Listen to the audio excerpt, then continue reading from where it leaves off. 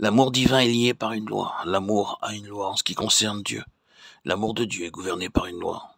L'amour de Dieu est gouverné par la loi de la gloire de Dieu.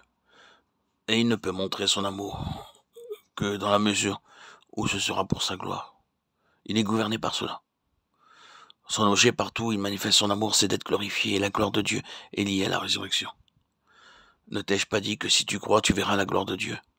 Ton frère ressuscitera. La gloire de Dieu se trouve dans la résurrection, et c'est pourquoi l'amour demande que tout arrive à la place où seule la résurrection pourra résoudre la situation. Non pas une guérison des choses, non pas une amélioration du vieil homme.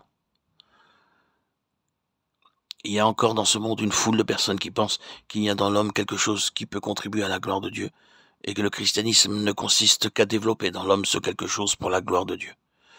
C'est une longue illusion et un long mensonge. Ce n'est pas vrai. Vous pouvez donner à ce quelque chose le nom que vous voudrez.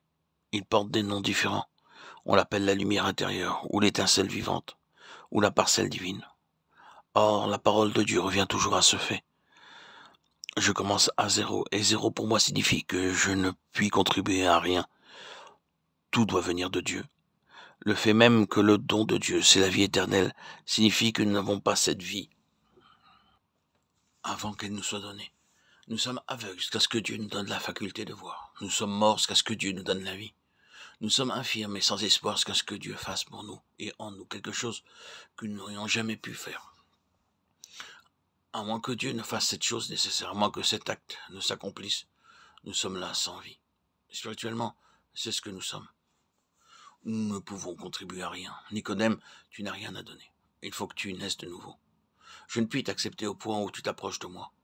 Femme de Samarie, tu n'as rien à... Et tu le sais. Et le confesse. C'est là que je commence. Homme de Bethesda, tu ne peux rien faire. Et tu le sais. Tout dépend donc de moi. Si jamais quelque chose s'accomplit, cela viendra de moi. Lazare, que peux-tu faire maintenant? Et que peut-on faire de toi? Si je n'interviens directement comme venant du ciel pour faire quelque chose, il n'y aura que corruption. Oui, c'est une des grandes leçons que vous et moi, nous avons à apprendre dans l'école de Christ, à savoir que pour sa gloire, Dieu commence à zéro, et Dieu prendra la peine de nous faire comprendre, par son esprit, que nous sommes à zéro. C'est-à-dire qu'il nous amène consciemment à zéro, et nous fait réaliser que tout est en lui. Nous le voyons, c'est toujours la fin qui gouverne Dieu, et la fin, c'est sa gloire. Reprenons encore ce mot dans cet évangile, la gloire de Dieu en relation avec Christ. Le grand but de Dieu pour nous en Christ, c'est la gloire, la plénitude de gloire. Oui, mais ensuite il y a ceci, qu'aucune chair ne se glorifie devant lui. Où cela se trouve-t-il? Que celui qui se glorifie dans le Seigneur. 1 Corinthiens 1, 29, 30. Et à quoi cela est-il lié? Il a été fait pour nous, de la part de Dieu, sagesse et justice et sanctification et rédemption, afin, comme le dit l'Écriture, que celui qui se glorifie dans le Seigneur. C'est une question de savoir ce qu'il doit être. Aucune chair ne se glorifiera devant lui. Je ne céderai ma gloire à aucun autre. Ésaïe 42, 8, 48, 11. C'est pourquoi tout est au Seigneur. Et il gardera tout entre ses propres mains. Lorsqu'il eut compris que celui-ci était malade, il resta encore 2 jours dans le lieu où il se trouvait. Jean 11, 6. Dans l'amour gouverné par l'amour, afin que la gloire de Dieu fût révélée, il resta à l'écart. Avons-nous bien saisi cela? Il nous faut tant de temps pour apprendre cette leçon fondamentale et élémentaire. Nous nous comprenons encore à l'idée que nous pouvons produire quelque chose et tous nos jours misérables ne sont que le résultat de cet espoir, que nous avons encore le pouvoir de donner quelque chose au Seigneur. Et comme nous n'y arrivons pas, mais que nous faisons continuellement faillite, nous sommes misérables, parfaitement misérables.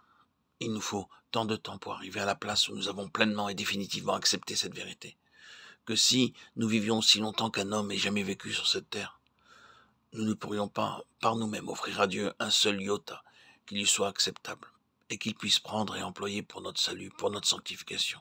Non pas un seul brin. Tout ce dont il peut se servir, c'est de son Fils, et la mesure de notre gloire suprême sera la mesure de Christ en nous. Tout simplement cela. Il y aura des différences dans la gloire, comme une chose diffère d'une autre en gloire. Une gloire du soleil, une autre de la lune, une autre des étoiles. Il y aura des différences entre les degrés de gloire, et la différence entre les degrés de gloire dépendra pour finir de la mesure de Christ que chacun de nous possédons. Elle dépendra aussi de la mesure dont vous et moi, nous faisons réellement de Christ la base de notre vie, la base même de notre vie, de notre être, de la mesure ou le principe de ces mots qui nous sont si familiers à son application en nous.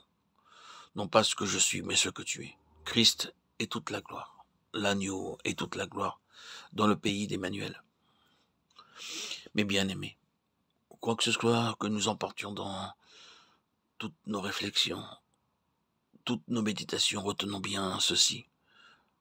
C'est qu'au point de vue de Dieu, la gloire de la vie dépend entièrement de notre compréhension de Christ, de notre appropriation de Christ et de notre appréciation de Christ par la foi. Il n'y aura de gloire pour nous dans cette vie que, comme dans la vie à venir, que sur cette base et dans cette ligne. Je sais combien cela est simple, combien cela est élémentaire, mais c'est une chose qui gouverne tout. La gloire, que le Seigneur soit glorifié en nous. Pour y avoir une chose plus grande que celle-là, que le Seigneur soit glorifié en nous. La gloire de Dieu est liée à la résurrection, et la résurrection est seulement et uniquement la prérogative de Dieu. Si donc Dieu doit être glorifié en nous, nous devons, vous et moi, vivre de lui qui est la résurrection et la vie, de jour en jour, et le connaître comme la résurrection et la vie, à mesure que nous avançons dans notre vie.